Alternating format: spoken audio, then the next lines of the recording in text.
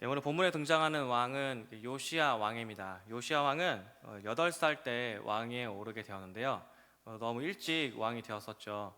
요시야의 그 가정사가 있는데 아버지가 신복들에 의해서 살해를 당했습니다. 그리고 그 국민들이 그 살해자들을 또 죽이고 그 아들을 대신한 왕을 세웠는데 그게 요시야였고, 그 당시에 요시야는 8살 어린 나이였죠. 아마 그 아버지를 이렇게 그 병으로 잃은 것도 아니요, 정말 살인으로 잃어서 되게 충격 받았을 텐데 어떻게든 어쨌든 이렇게 왕이 되었습니다.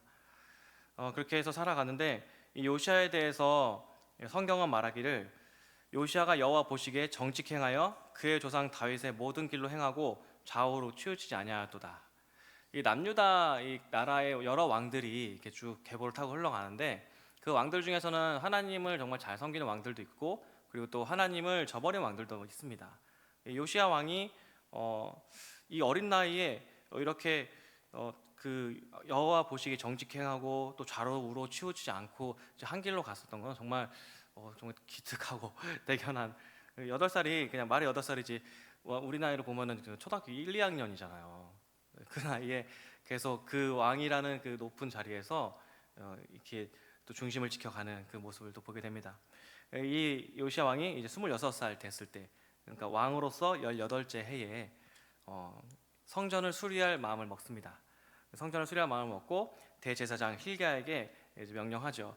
성전에 바쳤던 그런 많은 은들을 가져다가 작업자에게 전달해서 성전의 그 부서진 곳을 잘 수리해라. 성전 수리할 마음을 먹고서 이렇게 보냈습니다. 네, 그렇게 해서 곳곳을 찾아봤겠죠. 여기 어디가 또 부서진 데가 있는지, 어디가 또 낡은 데가 있는지. 하다가 힐기야가 무언가를 발견한 거예요. 저게 뭐지? 하고서 봤었더니 먼지가 서복히 쌓인 어떤 뭔가 있었겠죠. 보니까 예사롭지 않은, 이게 펼쳐서 봤더니 율법책인 거예요. 율법책이 성전에서 발견된 것입니다. 근데 이게 사실 굉장히 어색한 장면이에요. 율법책이 성전에서 발견되었다. 성전에 당연히 율법책이 있는 게 당연한 건데 거기서 발견됐다는 거예요. 그러면은 뭐예요? 그동안 성전에 율법책이 없었다가 되는 겁니다. 율법책 없이 성전에서 수많은 세월이 지나왔던 거예요. 그럼 어떻게 하나님의 그 계명을 알고 어떻게 율법을 알면서 그 율법을 지키면서 살아왔겠어요? 이렇게 말로써 가르쳐 왔었던지 전통을 따라왔는지 정확히는 모르겠지만, 확실한 건 이때에 사라졌던 율법책이 발견되었다는 거. 율법을 잃어버린 시대에 율법이 사라진, 율법이 없어졌고 없어진 것조차도 망각해버린 이 시대가 얼마나 영적으로 어두웠고 또 굉장히 암울한 그 어두운 시대였겠습니까? 육적으로는 그래도 먹고 살만한 시대였을 수도 있어요. 그리고 또 이렇게 농사하던 대로 그냥 살아갔을 수도 있습니다. 우리처럼 뉴스를 보면은 온갖 안 좋은 소식은 다 들리지만 그래도 그냥 하루하루 비슷하게 살아가는 것처럼 그랬을지 모르겠습니다. 그러나 이들의 영혼들은 계속 메말라 가고 있었고 말씀을 잃어버린 삶을 살아가고 있었던 것이죠. 방향을 잃은 채 무엇이 옳은 것이고 우리가 지금 하나님을 섬기는 이 모습이 그 제대로 된 건지 안 된 건지도 검증할 수 없는, 정말 그 사사기에서 얘기한 자기 소견에 옳은 대로 살아가는 것입니다. 그 자기 소견에 옳은 대로가 그 나름대로 하나님을 섬기는 모습, 나름대로 신앙을 지켰지만 그것조차도 내 생각에 이게 맞는 것 같아 하면서 내 생각을 쫓아간 삶이었던 것이죠. 그래서 이렇게 율법책이 발견이 되었고 그 율법책을 그 왕의 신하 그 서기관 사반에게 전달해 줬습니다. 그 사반이 성전 수리하는 내용들을 쭉 보고하면서 왕에게 힐기야 대제사장이 이 율법책을 발견했습니다. 제가 한번 읽어드릴게요 하면서 이게 쭉 읽어주기 시작했죠. 율법책을 읽어줬는데 이때 그 왕의 반응이 옷을 찢었어요. 이 옷을 찢었다는 건 정말 너무 충격을 받았다는 것입니다. 생각지 못한 그런 내용들이 있었나 봐요. 그래서 여기서 이제 왕이 너무 충격을 받아서 이렇게 얘기를 합니다. 너희는 가서 나와 백성과 온 유다를 위하여 이 발견한 책의 말씀에 대하여 여호와께 물으라. 우리 조상들이 이 책의 말씀을 듣지 아니하며 이 책에 우리를 위하여 기록된 모든 것을 행하지 아니하였으니 여호와께서 우리에게 내리신 진노가 크도다. 말씀을 들어보니 말씀을 들으면서 지금 우리가 살고 있는 이 시대를 바라보고 우리의 생활들을 생각해 보니까 말씀대로 지킨 게 하나도 없는 거예요. 하나님께서 신명기를 통해서 또 레위기, 민수기를 통해서 너희가 이렇게 하면 복을 받고 저렇게 하면 저주를 받고 너희가 이렇게 살아야 될 것이며 저렇게 하지 말아야 할 것이며 그 말씀들을 이렇게 쭉 주셨는데 그 말씀을 하나하나 들어보면서 지금 우리를 바라보니 이거는 정말 엉망인 거예요.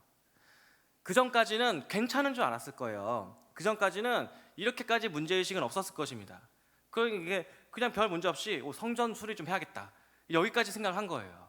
근데 이 말씀이 율법책이 발견되니까 그 율법책에 분명히 나와 있는 그 하나님의 명령들에 비추어서 보니까 이제서야 밝게 보이는 거예요. 우리가 정말 잘못 살았구나.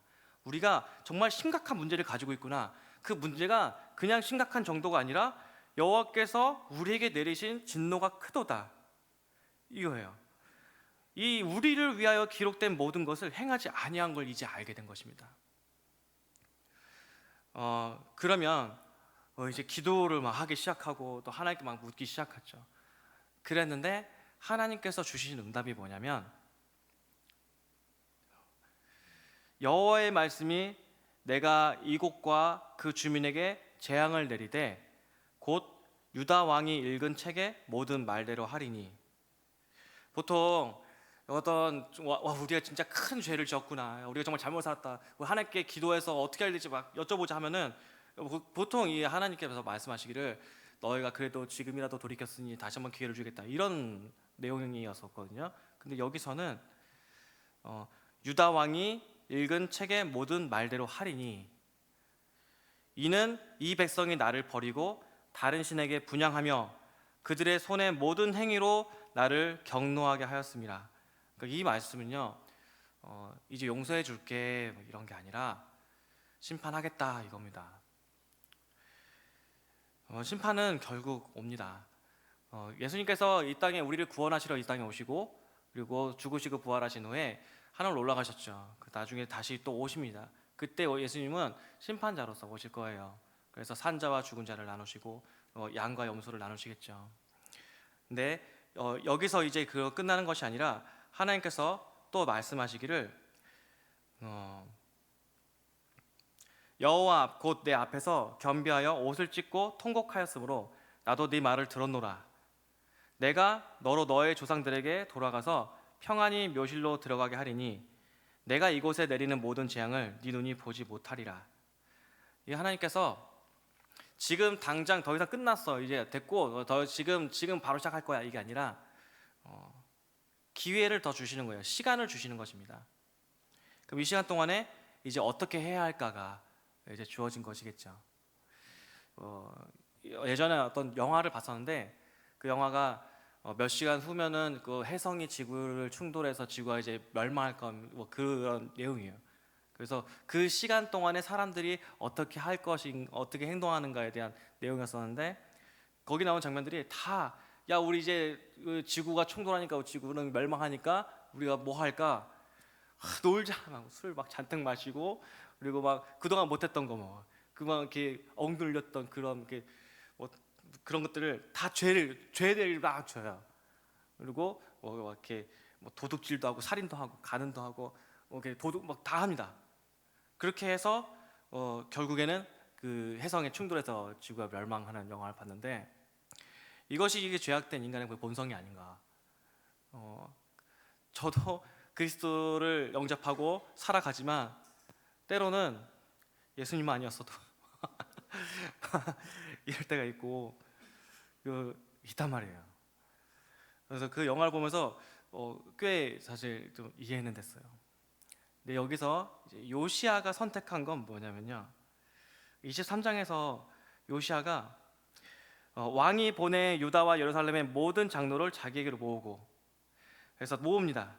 그 모든 백성 노소를 막론하고 다 모아서 그들에게 성전에서 발견된 그 언약책, 그 율법책을 낭독해줘요. 그들의 귀에 다 들려줍니다. 들려준 다음에 이 왕이 말하기를 마음을 다하고 뜻을 다하여 여호와께 순종하고 그의 계명과 법도와 율례를 지켜 이 책에 기록된 이 언약의 말씀을 이루게 하리라. 이 요시야 왕이 선택한 건 야 어차피 멸망한 거 끝났어, 어차피 심판받을 것 됐고 이런 게 아니라 야 아직 주어진 이 시간 동안 이 남은 시간 동안 우리 회복하자. 회복해서 여호와께 돌아가고 우리 영혼을 다시 한번 살리자. 이게 지금 요시야가 선택한 겁니다. 정말 우리 똑같은 시간들이 주어졌을 때, 똑같이 하루하루가 주어졌을 때 우리는 어떤 삶을 선택하며 살아갈 것인가가 너무 중요한 것 같아요. 정말 그냥 내 육체가 원하는 대로 나는 살 거야, 이거야? 아니면은 그러면 이 요시야처럼 하나님 앞에 내가 정말 바로 삶을 살아가는 삶, 회복된 삶으로 나는 나갈 거야. 우리도 요시야 같은 삶에서 늘 선택하시기 바랍니다. 그래서 이렇게 했고 백성들도 다 그 언약에 따르기로 함께 결심을 합니다. 너무나도 아름다운 순간이죠. 너무나도 정말 귀한 정말 소중한 순간들입니다. 그래서 이제부터 본격적으로 이렇게 우상을 제거하는 이 행동을 하기 시작해요. 성전 청소, 성전 수리로 시작했던 이 일이 율법책을 발견하고 그 율법책에 의해서 자신들의 죄악을 깨닫고 그 깨달은 다음에 우리 이것을 바로잡자. 지금 일이 굉장히 커지고 있는데 이 커지는 일은 너무나도 소중하고 선하고 아름답습니다. 그래서 제거하는데 제거하다 보니까 또 충격적인 장면들이 나와요. 이 우상이 여기서 나옵니다. 23장 4절에 바알과 아세라와 하늘의 일월 성신을 위하여 만든 모든 그릇들을 여호와의 성전에서 내어다가 6절에 또 여호와의 성전에서 아세라 상을 내어다가 7절 또 여호와의 성전 가운데 남창의 집을 헐었으니 12절 여호와의 성전 두 마당에 세운 제단들을 왕이 다 헐고. 지금 우상들이 다른 데서 나온 게 아니라 여호와의 성전에서 나왔어요. 여호와의 성전은 정말 여호와의 이름을 부르면서 하나님을 예배하고 제사하는 곳입니다. 근데 그곳에 나 외에 다른 신을 네게 두지 말라고 하신 그 하나님을 섬기는 바로 그곳에 온갖 잡다한 우상들을 다 집어넣은 거예요. 이게 언제부터 이렇게 됐는지 모르겠는데 이 말씀에서 23장 5절에서 이렇게 나와요. 옛적의 유다 왕들이 세워서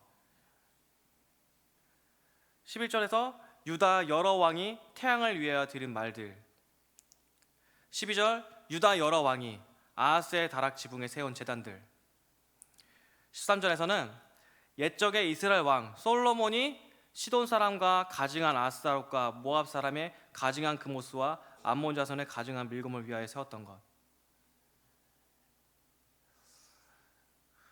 솔로몬은 하나님의 성전 지은 사람이잖아요. 그때부터 시작됐다는 거죠. 정말 그게 진짜 처음인지는 모르겠습니다. 언제부터인지 모르겠지만 너무나도 오랜 옛날부터 아예 정말 처음부터 하나님만을 섬겨야 할 그 성전에 하나님이 세우신 그 나라에서 이런 일이 일어나고 있었던 거예요. 이 영적으로 타락해져 가고 우상이 세워져 가는 것은 정말 등잔 밑이 어두운 것처럼 가장 밝아야 될 그곳에서 가장 어두운 것이 들어오기 시작했던 것이죠. 아마 그들은 이렇게 하는 것이 정치적으로 되게 유익한 것이고 우리의 왕권을 강화시키며 이 나라를 위한 일이었다라고 생각했을지도 모릅니다. 그래서 하나씩 가져오고 또 그 다음 왕이 되었을 때는 우리 아버지가 세우신 건데 그 다음 왕이 되었을 때는 또 원래 있었던 거예요. 그들이 보기에는 이게 너무나 자연스럽게 보였던 거죠. 그러면서 또 우리나라를 위해서는 이 우상도 필요해. 하나씩 들어오기 시작하신 것입니다. 그러다 보니 하나님의 성전이 가장 깨끗해야 할 하나님 성전이 가장 더럽고 추악한 가장 어두운 장소가 되어버렸습니다. 이곳에서 하나님을 예배할 때 하나님 마음이 얼마나 아팠을까요?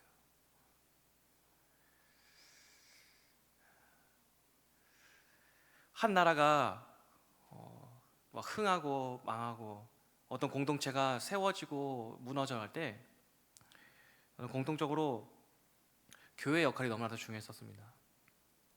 교회가 어려운 가운데 있었을 때, 핍박받았을 때 성도들이 순수하게 하나님을 지켜가면서 자신의 믿음이 흔들리지 않기 위해, 부패하고 타락하지 않기 위해 계속 깨어서 기도하고 그랬었을 때 그 복음은 너무나도 순수하게 막 확산되었습니다.